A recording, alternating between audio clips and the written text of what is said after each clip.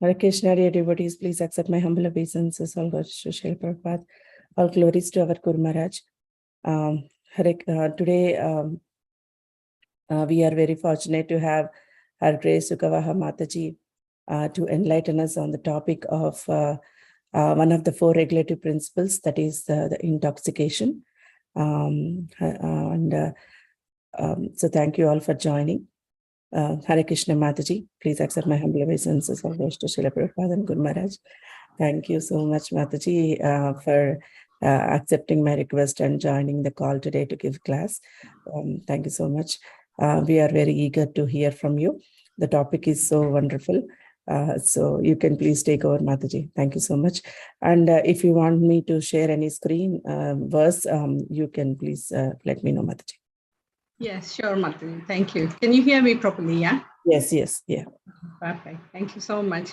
Thank you for giving me this opportunity. I first of all will seek blessings from all the senior devotees and Vaishnavas for this class. I just will try and say something. Actually, it won't be a class like Guru Maharaj, definitely. It's just some of my realization I would like to share with you guys. So please, if you make it interactive, it'll be so nice that, we are a small group. So I'm so glad that it is not too many people there, but we all can discuss nicely. And if you have any questions anytime, you can always ask me that questions.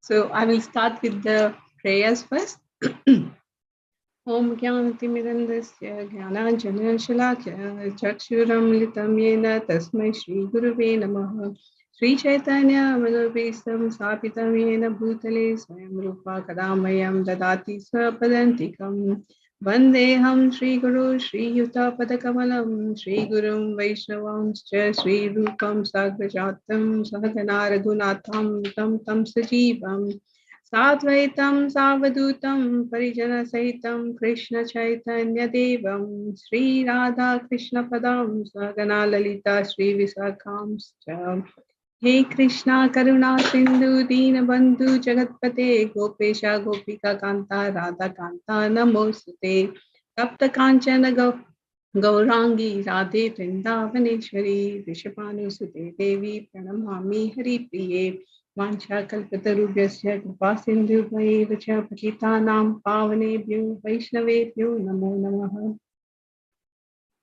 Sri Krishna Chaitanya Prabhu Nityananda Sri Advaita Gadadhara Sri Vasadi Gaura Bhakta Vrinda Hare Krishna Krishna Krishna Hare Hare Hare Rama Rama Rama Hare Hare. Hare Krishna everyone. So first of all, can I ask one thing to everyone? One person each can answer the question. So if you can tell me that what are the vows we take when we take the initiation? Anyone? Dear devotees, Mataji wants this session to be interactive. I request everyone to please participate. Thank you. Anuradha Mataji, please go ahead. No intoxication. This four regulative principle. Oh, Hare Krishna Mataji, sorry. So close to Srila Prabhupada. I feel like at the initiation ceremony now. So no intoxication, no gambling, no illicit sex, and no no gambling, no meat eating, and no fish, eggs, no meat eating. Yeah. Yes, perfectly. That's so good. Thank you so much. So you are absolutely right. We are going to talk on one of this vow what we take while taking the initiation, which is intoxication, basically. So somebody else, can you tell me what do you mean by intoxication? Please, someone else.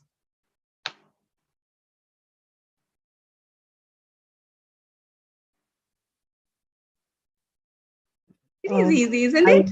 Yeah, it's overindulging into anything and not any in like always not it's out of control. Too much indulgence into anything. that is called intoxication, I feel. Perfect, Mataji. Thank you so much. But today I'm going to discuss a different definition of intoxication. I'll try and say that because when I was listening to this class, I realized that definitely this is something what we were missing, basically. And if we try and follow that, we can progress much more in our spiritual life. So when we take a birth in the rich family, we get, or sometimes we get beauty, physical beauty, material intelligence. On this material world, all these things comes just because of our pious activities in the previous life. It's something what we have achieved basically by effort or by intelligence. So it's all given to us by Krishna and due to our pious activities in previous life. So these opulences attracts attention of the other people basically in this material life. So if suppose someone is very rich and you can see the nice car passing by, of course everybody will get attracted to that person. If very beautiful like actress or actor, celebrity comes, everybody goes and sees them or they want to talk to them. So all these opulences in this material world attracts the attention of the people. And what does this gives to the person who's having this opulence? Ego, a pride, isn't it? They feel, oh yeah, I'm something great, so everybody is coming after me. So basically, the person who has got these opulences does not understand that this is temporary. The people who are going after these opulences does not understand it is temporary. This is intoxication, actually.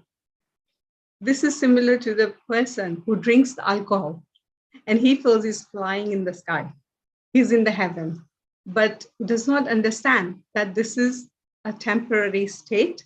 Once the effect of that the toxic ingredient would have taken alcohol or a drug or anything, it wears off, they will come back to this world.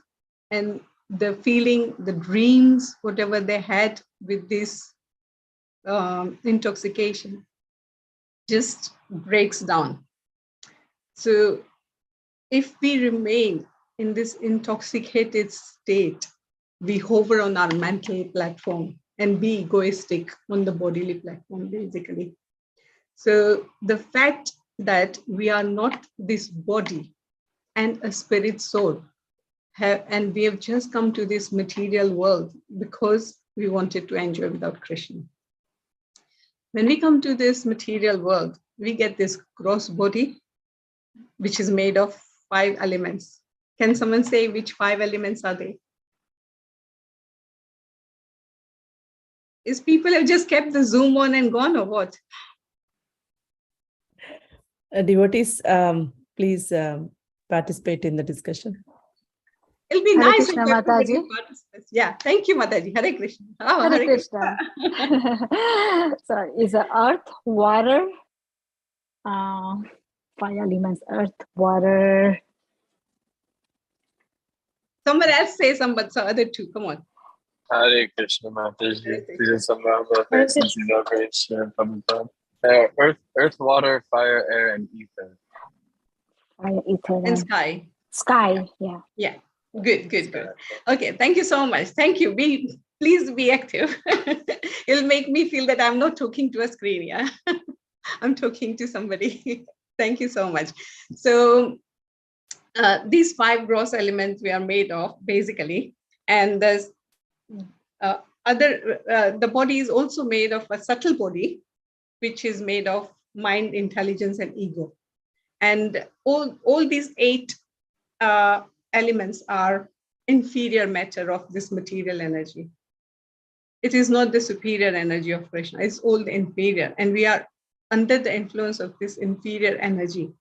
Even the most intelligent man does not realize basically that he is under the influence of this inferior energy, which is because of the intoxication. And that's why Srila Prabhupada described this particular thing as an intoxication. And when I was listening to it, I realized that no wonder we are trying our hard, but we are not getting up to the standard what we have to be in our spiritual life, because we are so intoxicated.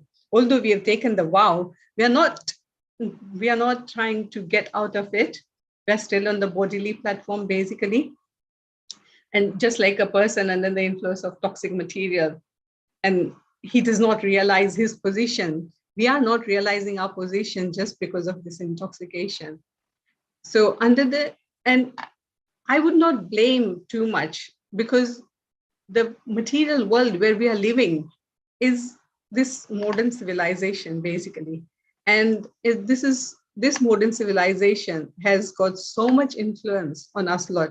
And Srila Prabhupada, Guru Maharaj, everybody has stated to us that this material civilization is not good for us lot. It is just taking us away from the basically spiritualism and not helping us at all. So we have to try and get out of these things. This influence of inferior energy, Maya, material energy, but is very hard because we have been intoxicated so much with the bodily concept. At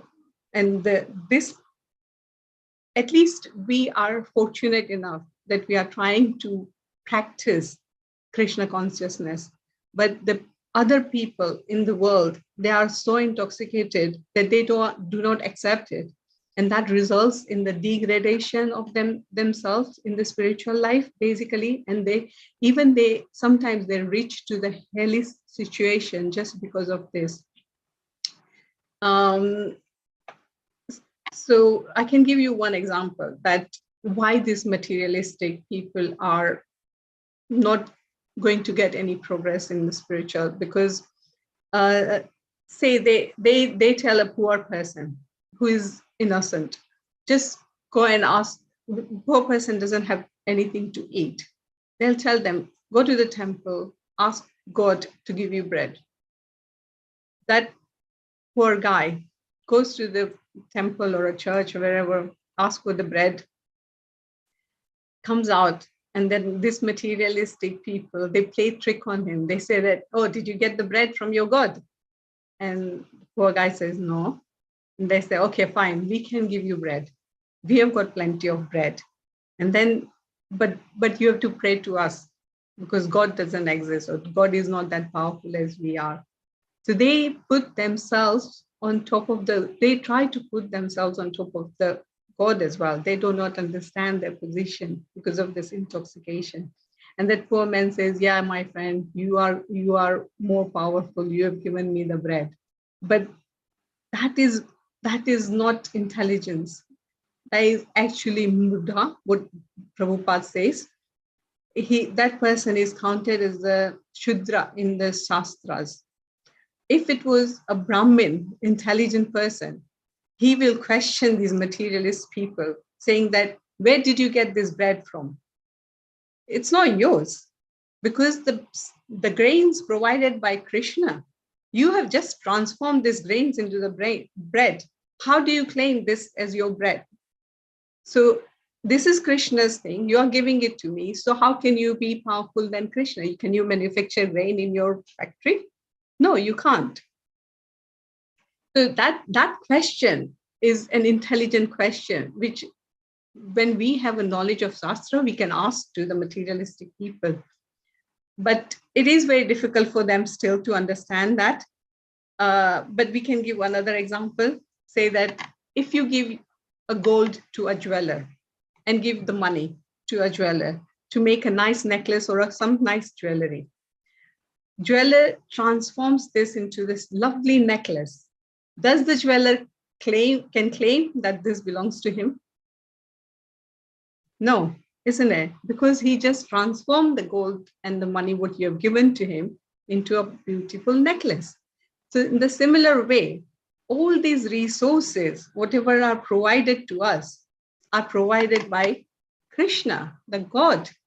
So how we are only transforming these resources into material things, basically, for our own sense gratification.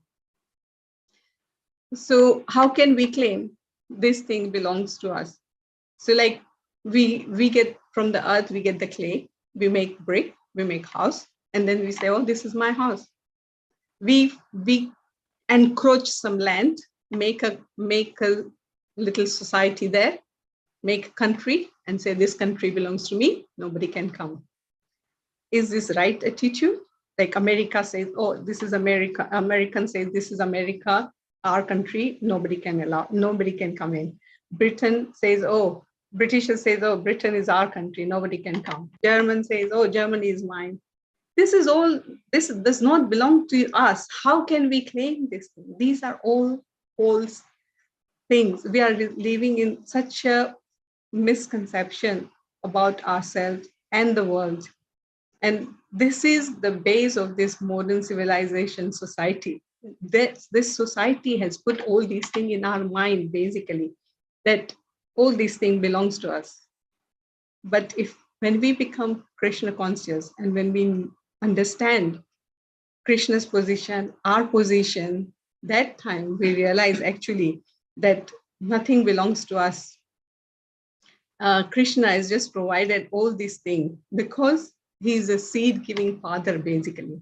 He is the father of every living entity. As it is mentioned in Bhagavad Gita 14.4, it says that Sarvayoneshu Kaunteya Murtayah Sambhavantiya Tasam Brahma Mahodyo Niraham Bija Pradaha Pita.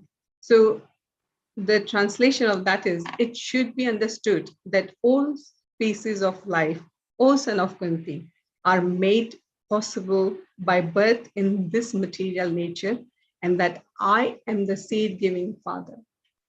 This means Krishna is father of every living entity. We should understand that everything belongs to Krishna, and Krishna is the ultimate enjoyer. This is Krishna consciousness, and this is what we are trying to understand. We are practicing to understand this by mercy of Srila Prabhupada, mercy of Vaishnava, the association of the devotees.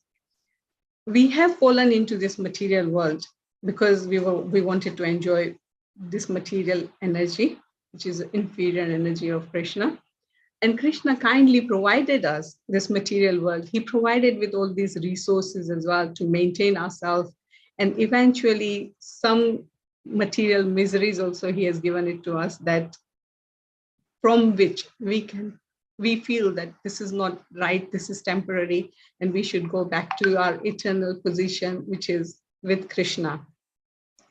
But what happens here, that when we get birth into this material world, as per our karmas, and we get some opulences, we forget Krishna, we just try to start enjoying it, we get some benefit.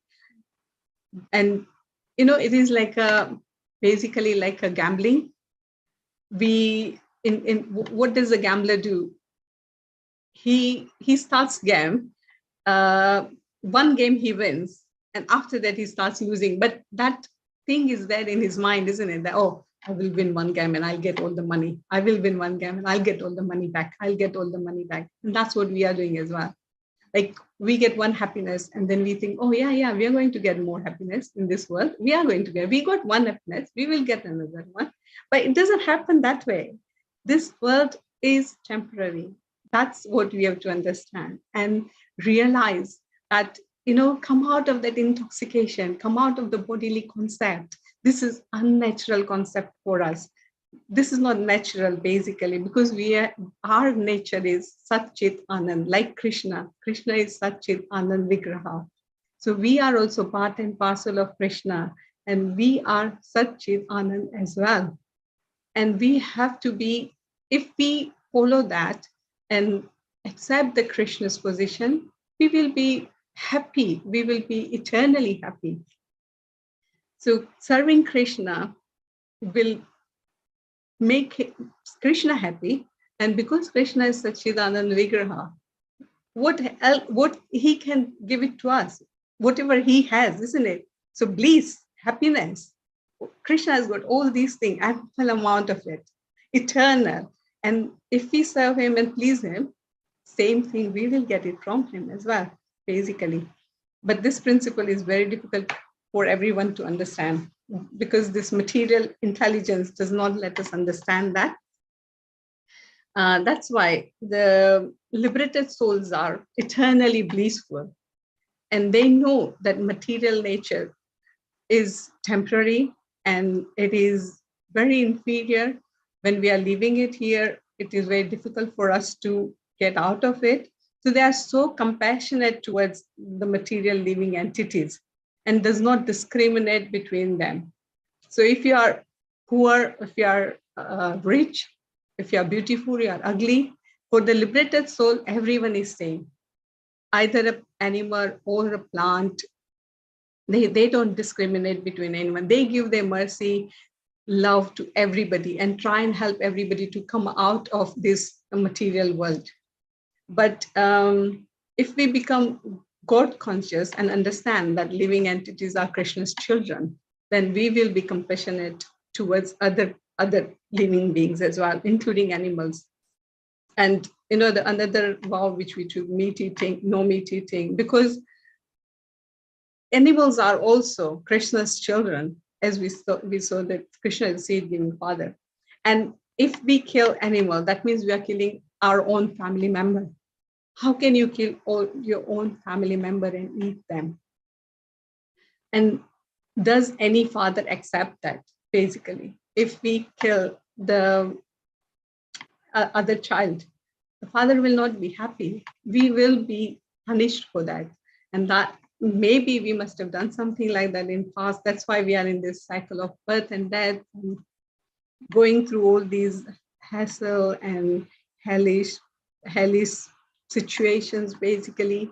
So a Krishna conscious person will try and come out of this bodily platform, try and understand Krishna's position, try and serve Krishna, make him happy, please Krishna, and then get the bliss and pleasure and shares that to everyone else. But the intoxicated materialistic, they don't understand Krishna consciousness. Because if you try and explain to a drunken person that what is his position, if he's fallen down in a drainage also, he will be thinking he's high up in the sky in the heaven. He doesn't understand he's in the drain and he has to come out of that. So similarly, the materialistic intoxicated person also, although they are very intelligent, they does not understand their position. They do not accept Krishna. So this is nicely described in Srimad Bhagavatam. I think, Mataji, if you can share this verse of Srimad Bhagavatam, 1.8.26, please. Yes, Mataji, 1.8.26. 26, yes, please. Okay, Mataji. One second.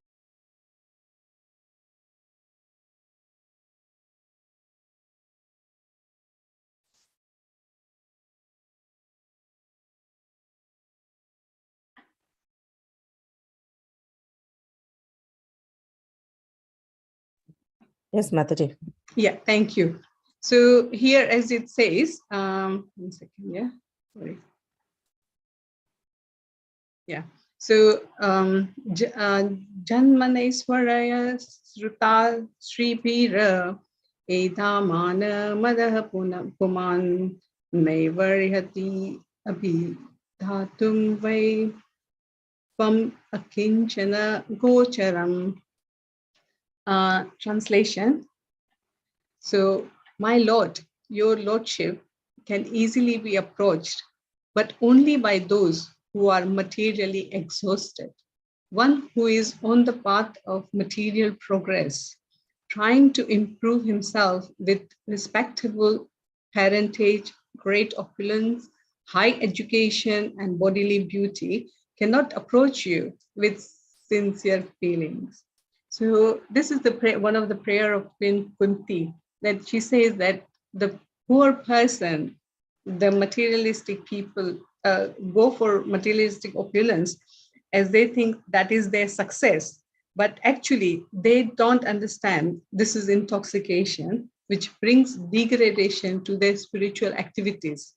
They cannot understand the bliss and eternal happiness felt by liberated soul, basically. Conditioned soul is engaged in sense gratification and sees himself with the bodily concept, which is unnatural, what we discussed before. And if we don't come out, then we won't get actual joy. So if I read the purport, this is really good. Sorry, if you don't mind, I'll read the whole purport, because this is so important for us, Lord, to understand. All materialistic men are made after possessing all the material opulences, and this is known as the advancement of material civilization. But the result is that by possessing all these material assets, one becomes artificially puffed up, intoxicated by such temporary possessions. Consequently, such materially puffed up persons are incapable of uttering the holy name of the Lord by addressing him feelingly, O Govinda, O Krishna. It is said in the Shastras that by once uttering the holy name of the Lord, the sinner gets rid of the quantity of sins that he is unable to commit. So how merciful this name is, it just like, it brings the tears to your eyes that Krishna is so merciful that if we just surrender him and go give him serve him, then the sins what we can't even commit we can get rid of it. I think somebody has raised the hand. Is it Mataji? Yeah. Oh, hello. Yes. Haribol Prabhu, Rishabh Prabhu. Prabhuji, you want to say Sorry, something? but do you want to finish? I'm still. Your point? Yeah, No, if you have a question, we can you can ask at the end, Prabhuji. Yeah.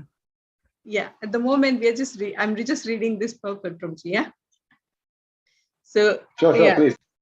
Yeah. Okay. So sorry. Yeah, so unable to commit. Such is the power of uttering the holy name of the Lord. There is not the least exaggeration in this statement. Actually, the Lord's holy name has such powerful potency, but there is a quality to such utterance also. It depends on the quality of feeling. A helpless man can feelingly utter the holy name of the Lord, whereas a man who utters the same holy name in great material satisfaction cannot be so sincere. A materially puffed up person may utter the holy name of the Lord occasionally, but he is incapable of uttering the name in quality. The material covering of the pure spirit soul is an external feature. As much as fever is an external feature of the unhealthy body, the general process is to decrease the degree of the fever and not to aggravate it by maltreatment. Sometimes it is seen that spiritually advanced persons become materially impoverished. This is not discouragement. On the other hand, such impoverishment is a good sign as much as the falling of temperature is a good sign.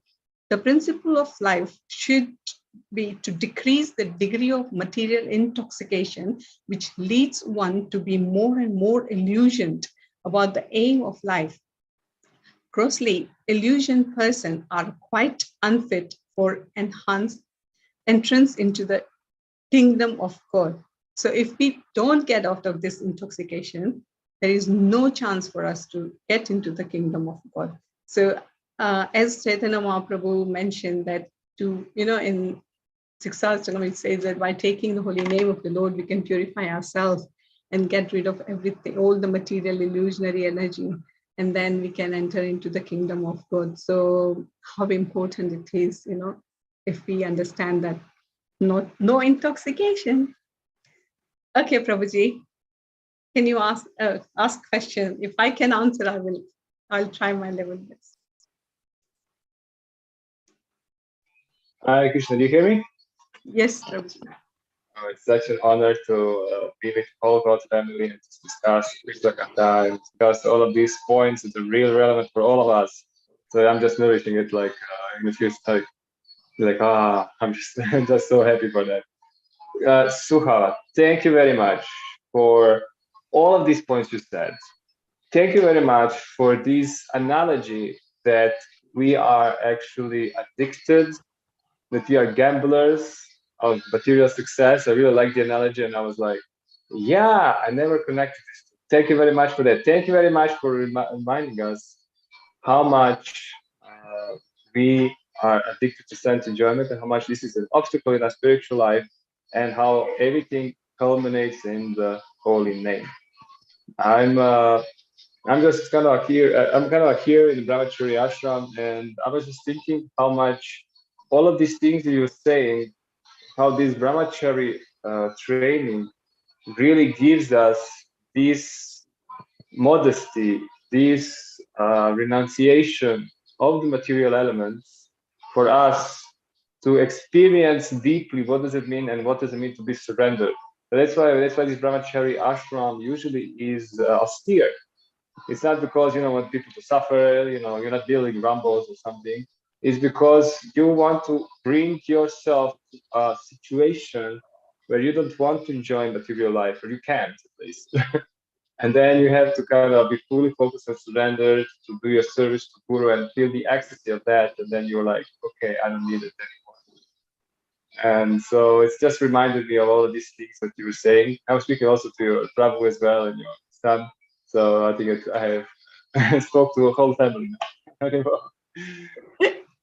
Very nice. Like, yeah, I think it's like much harder, I guess, to be in the family life and trying to be renounced. In the essence, what happens to Sukhavaha? Krishna will take everything from us. Krishna will take, if we really be serious, Krishna will take everything from us. And you know what happens? One thing that happens when Krishna takes everything from you, you have no worries. One door. See, he closes all the door and opens only one door to go back to him. to start to pray to him sincerely. Yes, sincerely. Why? Yeah. Because what happens in your mind? You have nothing to worry about anymore. Exactly. Nothing. Just imagine that you lost everything right now. Just lost everything.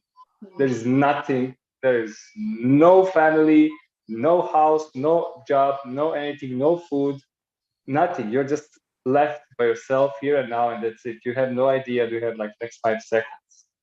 You have nothing to worry about. The only thing in your mind is like, the personality of Godhead and to pray to him. And if we are able to get this mindset in our current position where we have a home, we have a family, we have a job, we have an income, we have all of these things, and we have this mentality, this feeling that this is nothing mine. This is nothing mine. Then we're going to be able to chant so nicely. Then the spiritual life will really be a first thing in our life. And anything else will be really easy. Everything else will just, whatever we have to lose, we will lose it. It's like, oh well, I didn't need it, I guess. And whatever we gain, will be like, oh, okay, Krishna wants me to use this for some reason. But see, it's so simple. Life so simple. And yeah, once we understand our position, Krishna's position, and start using all the resources what Krishna has provided to us, Lord, in service of Krishna, I think the progress begins from that point onwards, basically.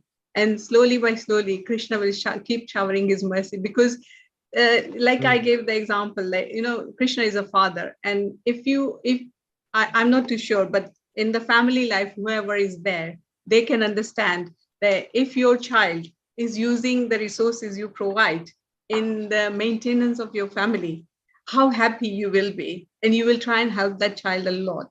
But if you understand that the child is not using those resources for right purposes, then you will be angry and you will take away all those resources from the child, basically. So that's what actually I take it that way in this material world, and try and follow that Krishna is a father. He has provided us with everything. Even our children, they are Krishna's children. So taking care of children is, we are taking care of Krishna's children, basically, not our children. So use the Krishna's resources in serving them, serving other devotees, and everything. If we do in that way, then we are not the doer. Krishna is a doer. We are just the mean and the mode Krishna is using us. So if we pray that Krishna uses in the right way, whatever you want us to do, please do that way, then I'm sure there will be a progress for everyone in this. I have a challenge. I have a challenge for everyone, because we hear so many times about this point, and how to sing. So I was just thinking in a way, how can this be synced inside of us? How can this really be a realization, not like just a word, that echoes in our minds? Is to follow the instruction that our Gurudev said. All of them, especially those that we feel like most incapable of doing it, and fully depending of their mercy, of feeling fully depending of their spiritual potency for that to happen. Do something for Gurudev. It's like Sankirtan, going for Sankirtan. It's like I never approached a person in my life, but you depend on him, his mercy. You depend on his Shakti, his spiritual Shakti, because he is the one distributing books. You're depending on his Shakti. I'm doing this. I have no idea what I'm doing, but Gurudev, please, do this. Because the moment you feel this, how he is doing, how he can use your body, you as a person, as a doll, to make his plans, to go forward with Krishna's plans, when you feel this, you will want that more. You will want to feel this more and more and more. You will do everything. You will go, you're going to push yourself more to feel that feeling. And when you feel it enough and you are so sure of it, you're not going to feel like anything is yours anymore. You're not going to want to feel anything is yours anymore, because like, this is much easier. They know what they're doing. I have no idea what I'm doing. Their plans are great. My plans are just rubbish for myself and others. So just to have that feeling of let me be a doll of Gurudev. And we can be a doll of Gurudev if we follow his instructions, and if we are not capable of doing it, it's even better, because then you have to surrender to it. And if you think you can do it, that's worse, because you're stopping them from doing their service. So I'm doing this in Harinams, I have a voice, I can sing, I can play instruments, and I see that nothing is happening. And I was like, okay, maybe I'm a problem in all of this equation. And then when I kind of, admit that, actually I get this voice from you, this skill from you, I have nothing actually. And, please just, Gurudev, just use me. You said, I have no understanding. Why will I need to sing for 3 hours in the street? Nobody is taking attention whatsoever. What's the point of this? Anyway, Gurudev, it's your wish, it's your desire. You have a vision, you have a plan. I'm going to do this for you. And I'm going to take out my mind, my logic, my reasoning. I'm just going to do it because you want it, and I let me do it with devotion. I'll just do it devotion for you. And let it be let it be a sign of love. Let it be an action of love rather than an action to reach a result. Exactly. True. The love for Krishna, and do everything with love. Then the results of the whatever activity we do, amazing. So we have to develop the love for Krishna, basically, and that can only happen with Harinam. Just love for Gurudev, and especially Gurudev is Krishna's representative over here. Definitely, mercy, he is so merciful. That's why we are here. Basically, if Gurudev wasn't there, we wouldn't have been here. How much mercy he's showing to us is unbelievable. Unbelievable. We are not even qualified for that mercy, basically. Not even qualified for that mercy. But he's giving us. That's why you're crying as a child. That's why you can try as a child. If you think if you think that we should have this mercy, that we are worthy of this mercy, we would not cry as a child for it. You'd be like, yeah, give me mercy. Like, oh, I'm not going to give you. Yeah.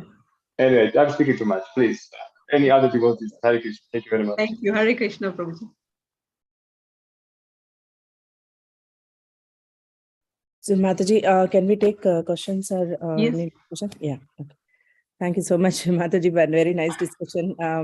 But it's a very important topic I feel that we have to realize at one point like what we are doing and where we are materially, how deep we are indulging, and how much attached we are. Because nowadays Guru Maharaj is insisting everyone to come out of these material attachments. Yeah. And you choose a right topic at the correct time. Yeah, that's what I was just there when I was when Guru Maharaj gave that class in the retreat, and then I was listening to this class. I said so much similarity, and it is really nice discussion to be done in the group so that everybody gets that point. So many times we ignore this, it is so easily ignored. Yeah, Because it's like automatically we go like it's like a part of our life. Like we don't think much. Like how much we are in, like for example, for myself, I'm more in I am very much fond of shopping, so I have to control my shopping and getting attached to those things. That's the main difficulty for me. So I always think in that direction. Whenever Guru Maharaj says material attachment, I think about that. I know. So, when you won't believe my kids have started asking that question that, Mom, do you really need this? Yeah. And I was so surprised that made me think, and I've controlled my shopping so much. Like previously, I was like you, I used to go and shop. Whenever I go out, I'll buy unnecessary items when it is not even needed. And then they started asking me that question, Mom, do you really need it? Just ask yourself that question before you buy it. And then that makes so much of difference. Just the little things. And when I read these ones that we are just misusing Krishna's resources, which makes me feel that imagine somebody is misusing our stuff, how bad we feel. How can we do this? Why are we doing these things?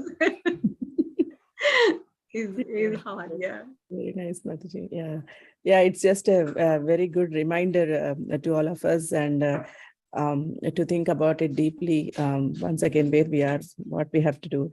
Yeah, thank you so much, Mataji. That verse also, Kunti's prayers, Srila Prabhupada wrote very nice purport. So he definitely mentioned the material attachments as an intoxication. Yeah. Yeah, exactly. That's so true. And we just take the vow just sometimes mechanically. Basically, we thought, we don't understand alcohol. We don't drink alcohol anyway, so fine for us. We are not intoxicated. But no, actually, we are. Basically, we are so much intoxicated, and this was a reminder for me. So I thought everybody, hopefully, it will help everyone. So. Thank you so much, Mataji. So dear devotees, if you have any realizations to share or questions, please go ahead. Namrata Mataji. Hare Krishna, please accept my humble obeisances. All glories to Srila Prabhupada and all glories to our dear Guru Maharaj and all glories to your wonderful service. All glories to Guru Maharaj. I must say it was an amazing lecture, Mataji. I just tried to pass on the message of Srila Prabhupada and our Gurudev. No, the success of the lecture is always when you make the audience, even though they know what you're speaking, still you make them, you force them to think, you force them to rethink what is to be said and what Srila Prabhupada is trying to say. And I must say I have to I'm on the very low level. I'm very neophyte person, but still I have read the Kunti Maharani's prayers, but this perspective again came, and I really feel okay. I have to start from A again for the Kunti Maharani's prayers. So because there are a lot of things, when you come across devotees, when they share their perspective, new perspective comes every time, and I am so glad that I again got a new perspective. and which was related to the regulative principles.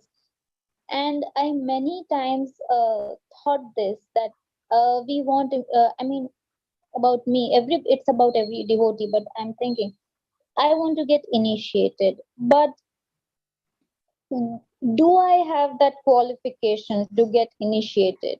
Because many times in the lectures, maybe in the controversies, we have heard that Srila Prabhupada have initiated many people who were not deserving the initiations. So maybe that was a controversy, and Srila Prabhupada had his answers. But then for myself, I'm thinking, uh, it, these are the four regulative principles. These are the vows we are taking. It is just the first initiation. But if it is so easy, am I qualified for that? So yes, this has questioned me many times, and your lecture has definitely helped me contemplate. Before I get initiated, I have to rethink. Thank you, Mataji. Thank you very much. That's fine. Thank you for your realization, Mataji. And don't think too much. That's our Guru Maharaj's job to decide whether you are qualified or not. So don't worry too much about it. You just do your whatever you are supposed to do, and leave rest on to Guru Maharaj and Krishna.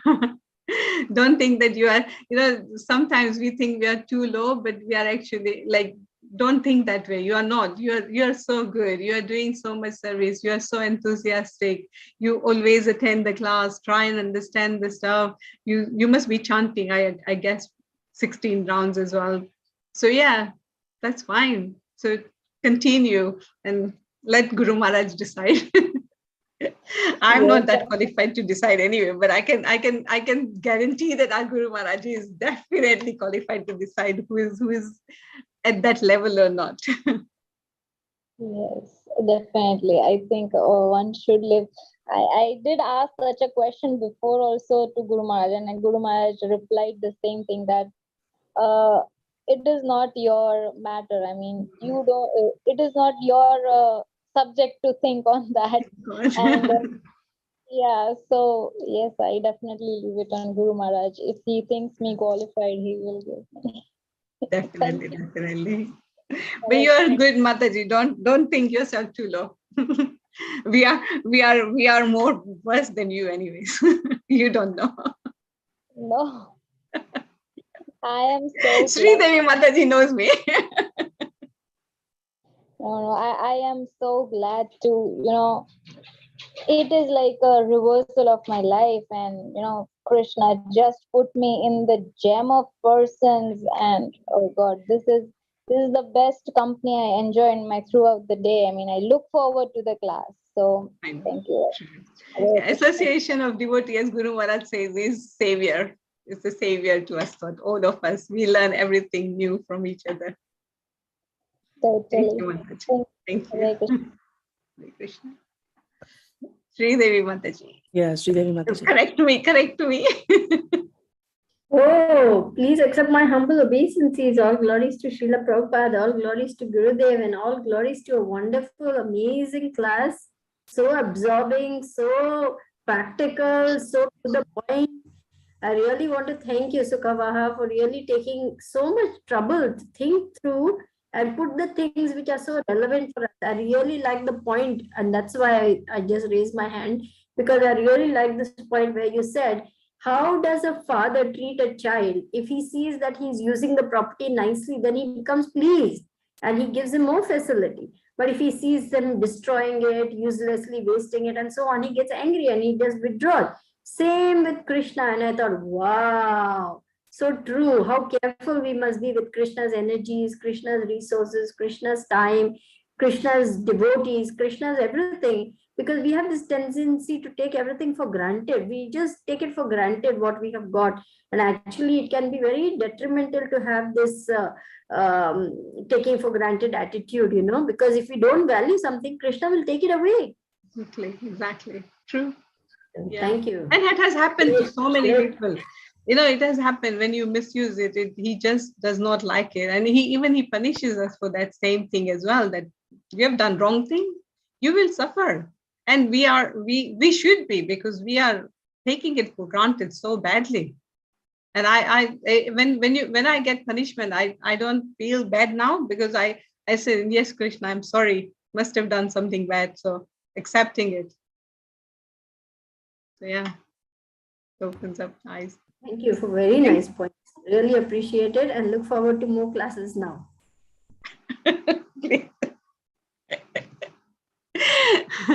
I'm not as good as you anyways. I just tried. You're even better. You're certainly not as good as me, you're even better. Oh, you are the inspiration to everyone. Ask anybody and they will say the same thing. Yes, Mataji, correct. Isn't it? Yeah, see, Lavanya Mataji agrees with me. Totally. If you were not there, I wouldn't have given the class. Frankly speaking, I'm being honest. Yeah. You know, when I came and I spent some time with you and I came back to India and I said, first thing I have to tell Sukhavaha, start giving class because she's so good. Remember? You said that. Yeah, and you wouldn't agree, but now look how wonderful it is when you're giving class. So you just listen to me.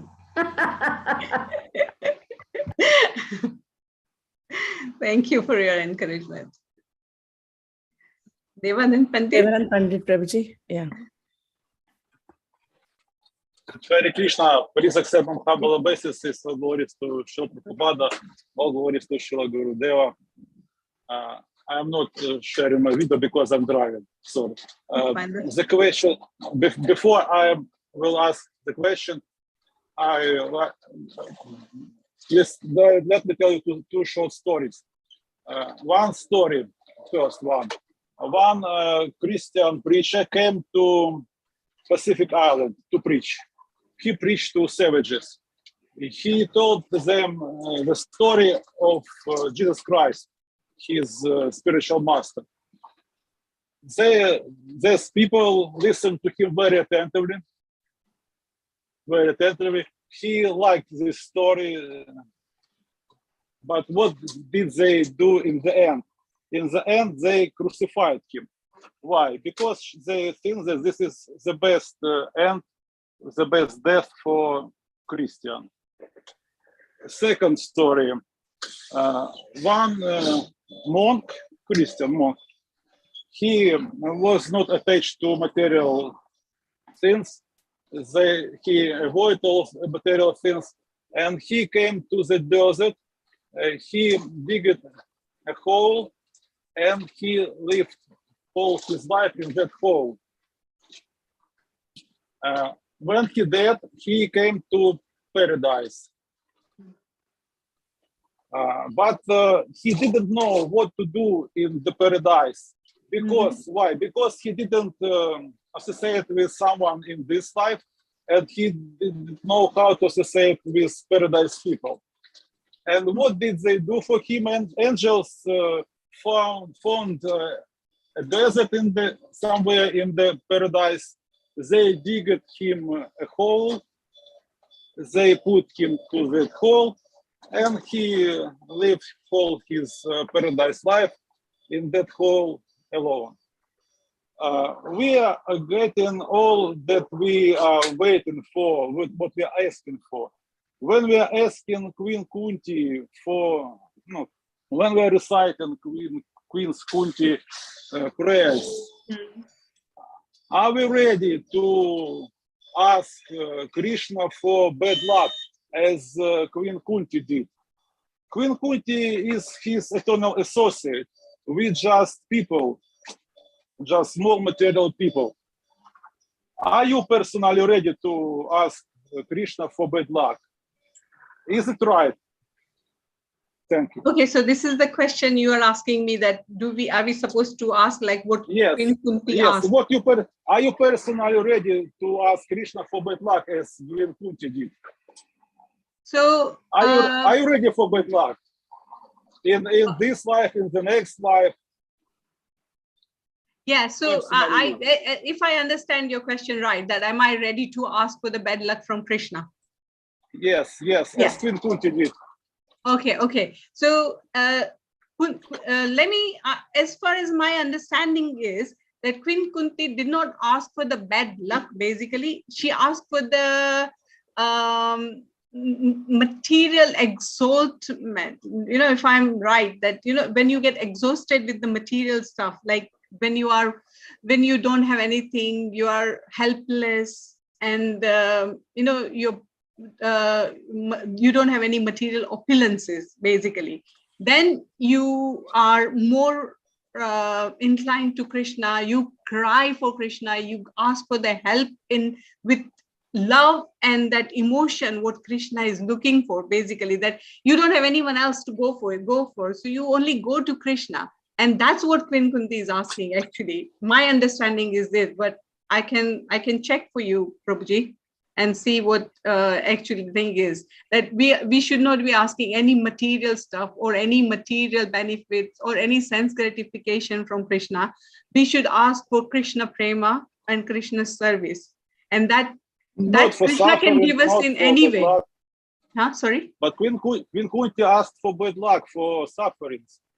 Queen Kunti is asking for suffering, but she is a very exalted devotee.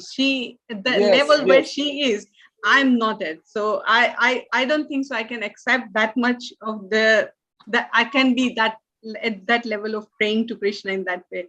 But yeah, definitely I would, if I pray to Krishna, I would not ask for anything for sense gratification.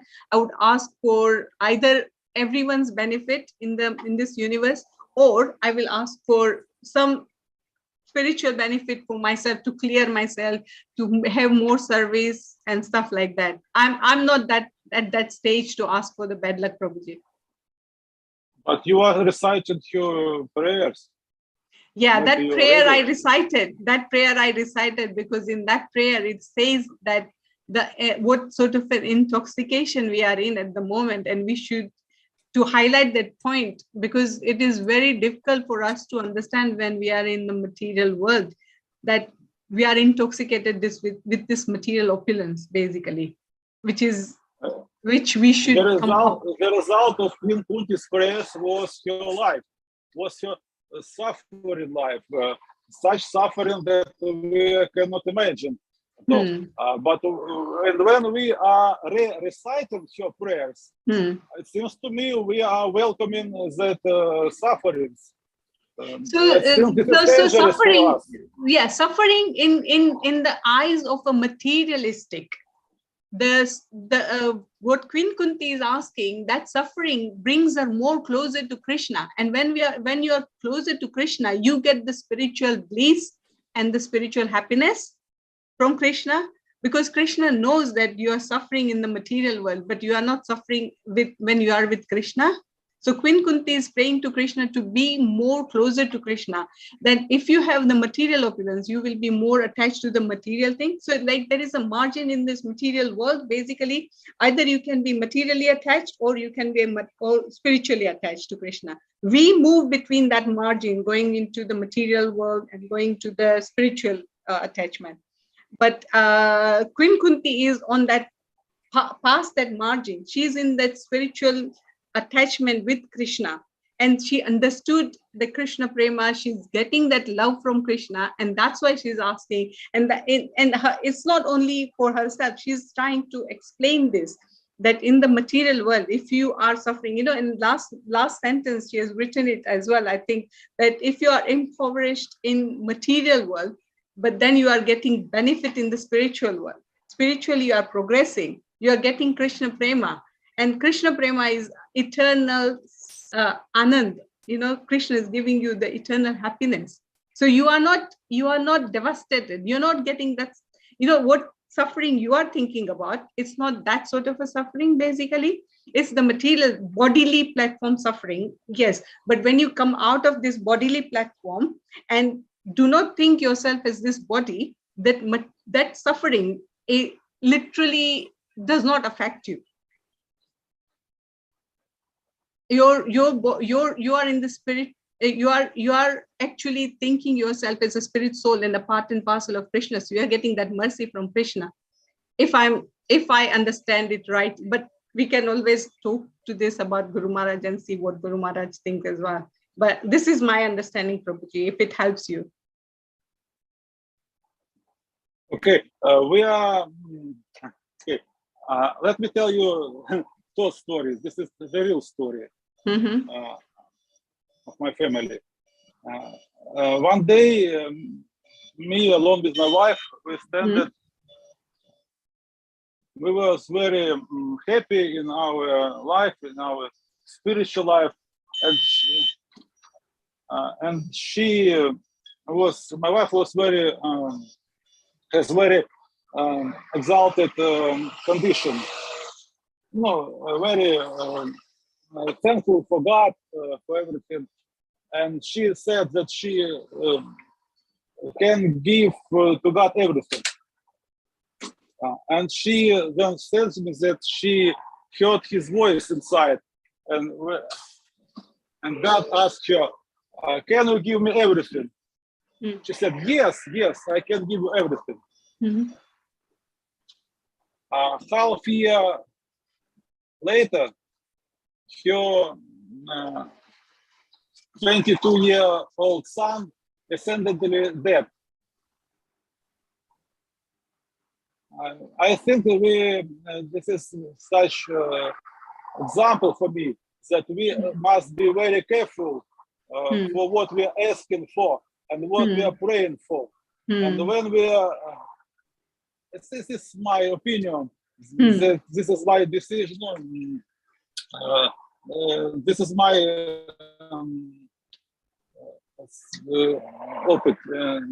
sorry. I have to say that we should be very careful what we're asking for. Yeah, that's true, Prabhuji. You're right. I think Guru Maharaj is more qualified to answer this question than myself. I think so. I have to say that not have to, but I would like to say that we have to be very careful because yes, I got your point. Such prayers as like Queen Kuti's prayers, prayers for exalted people. Yeah, exalted people. Yeah. Like Kuti is. She is eternal associate of the Lord. Yeah. True. You are absolutely right, Prabhuji. We just can take a point which we can apply in our life at the moment and try and progress in that way, basically. Hare Krishna. Hare Krishna. Raj Prabhu, you want to go ahead? Thank you, Mataji. Hare Krishna, please accept my humble obeisances. All glories to Srila Prabhupada. All glories to Guru Maharaj. Thank you for your class, Sukhavaha Mataji. I was wanted to ask a question because I was a little confused because you're linking this to the vows. So I'm thinking when somebody's taking their vows, they're still early on their journey in Krishna consciousness. And while it's easy to say, well, it might be easy for most people to say, I will not take any alcohol, I will not take any meat, etc. How can you realistically, when you're early on in your path, say, take a vow that you will never be intoxicated pride, or you'll never have attachments, because that's subtle forces that are bombarding you every single day, and you're not ready to. How can anyone be ready to actually say, make a promise in that way at that stage? Yeah, so basically we are not, that's why we are not actually the liberated soul. The only person who is not attached is liberated souls and the pure devotees like Guru Maharaj and them, Lord. We are at the stage of practicing. So we can try and practice it, basically. The reason of taking this intoxication topic is because we are taking the vow that no intoxication. And intoxication, when I read this one, and I understand that intoxication can be materialistic as well. And that is the most obstacle in our spiritual journey. So when Srila Prabhupada has designed this vow, he must be thinking about this intoxication basically as well at that time. And that's why he's written in Srimad Bhagavatam. So like reading the Shastras and studying the Shastras are really important for us when we want to initiate, we want to progress in the spiritual path, basically. So if we read the Shastras, if we learn the Shastras, then we realize that what are the obstacles in our spiritual life, and we will try and practice. I'm not saying that I'm at the stage as well. When I read, I tried to understand this topic. It took me a long time to understand this topic as well. Basically, it's not like immediately I understood as well. I found it difficult as well. That, oh, does it really mean this? But when it is in the Shastras never lie. They whatever is written in the Shastra is good for us, Lord. So if we try and practice in this matter, it says clearly that if we practice this, then we can achieve the Krishna prema. And if we do not do that, if we are still materialistic, if we are still intoxicated with the material attachment, basically material opulence, having pride, ego, all these anarthas, which we have to get rid of it. Even Guru Maharaj says that, even Srila Prabhupada says, even all the devotees says that to us, that we need to get rid of our anarthas. And this is one of the way we understand that, like, these anarthas can completely block us entering the spiritual world. And practicing and getting slowly, by practicing, we will definitely slowly achieve the success if we are trying hard and really with our heart. So that's what I can tell you, Prabhuji. At the moment, I'm on that stage. So does that mean then, are you saying then that if one is following the process, following Guru Maharaj's instructions and doing everything they possibly can, then that is good enough to say that they're following that vow? Yes. Okay. It is true that whatever instructions Guru Maharaj and Srila Prabhupada and other senior devotees are giving it to us, if we follow that, because they have realized it, all these exalted souls, they have realized it, they've experienced it, and that's why they are there, for us to guide us. So if so, it's this is like Raj Prabhu, this is like tutor, when you are in the year 1, you don't know what's happening in the year 5, basically. But the person who's there, student who is there in year 5 knows. And if they tell you to follow that path, if you do this way, you can achieve the success when you come up to this stage. So this is like similar. I understand this is similar to that. So practice in the way whoever has achieved this success, like they've written in Shastras, Srila Prabhupada has explained us. If Guru Maharaj is there for us to explain us, if we have any questions or queries, they are there to help us. And when they tell us to do something, if we follow it, the path will be easier for us and we can achieve it because they have achieved it. Hope this helps. Thank you. Yeah, because it's just like, oh, I can give this up, but how can I give up all attachments and all pride? No. Yeah. We can't give up all the attachment. It's not giving up all the attachment. It's the thinking beyond the bodily concept. Like we should understand that we are not the body, we are the spirit soul. Developing that concept, practicing to develop that concept that we are not this body. So whatever happens to this body, it's temporary. It's going to go anyways. So like, if you fall sick, like, if they say the temperature, if temperature comes, the suffering will come with this temperature. But it's the body which is suffering, not the soul.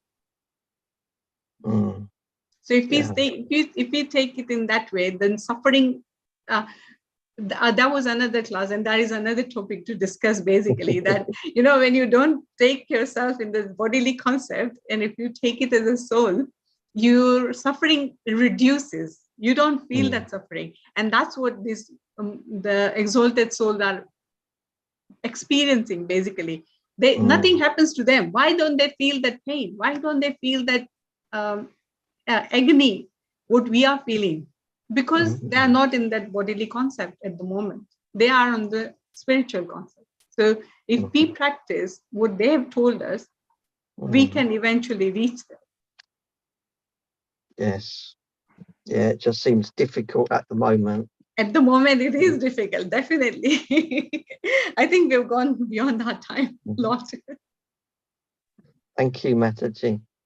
Thank you. Hare Krishna.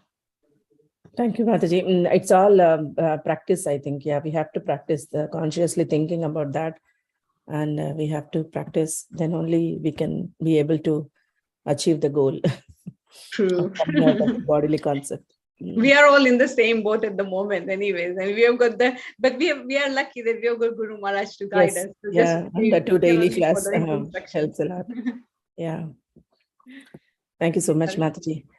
Dear devotees, any more questions or realizations? Yeah, Anuradha Mataji. Sukhavaha Mataji, are you okay, right? I'm all right. I'm all right. As long as you are all right, Mataji. I'm worried about you. Yeah, Anuradha Mataji, please go ahead. Hare Krishna. Mataji, Sukhavaha, Mataji, accept my humble obeisances, always to share Guru Maharaj.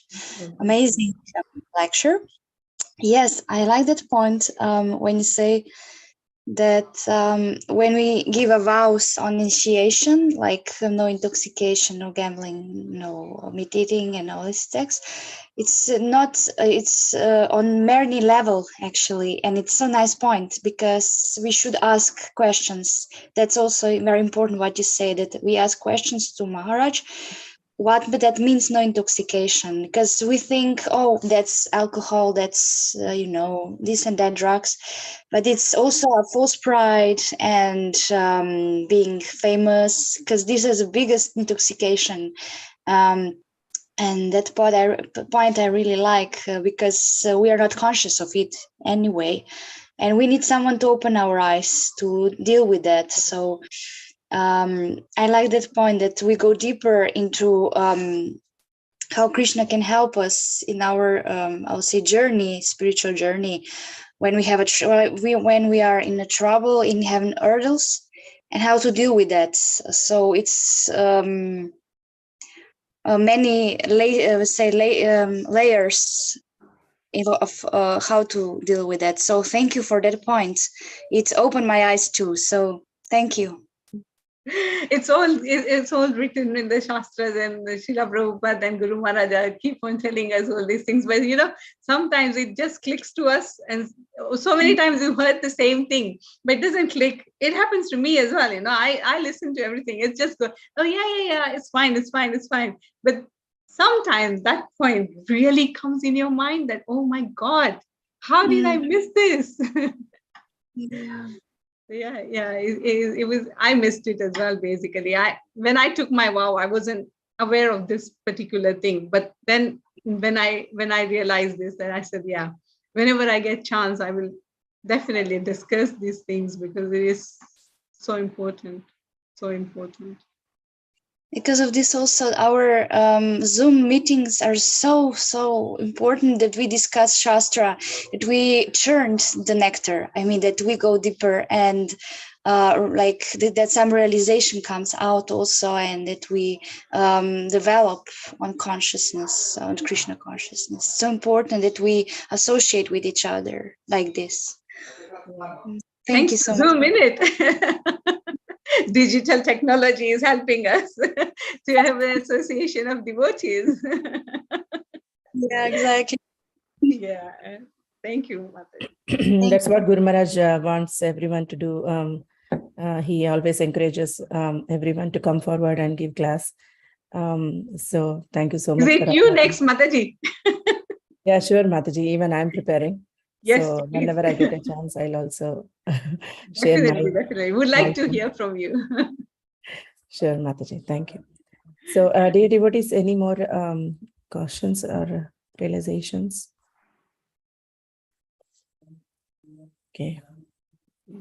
Okay, Mataji, thank you so much once again. So we look forward to more classes from you. Please keep on going like this and coming with the nice topics for all of us and such a great discussion. Yeah, thank you so much once again. Thank you all, everyone, for participating in the discussion. Vanchakalpatarubhyascha kripasindhubhyascha patidanam pavanebhyo vaishnavebhyo namo namaha.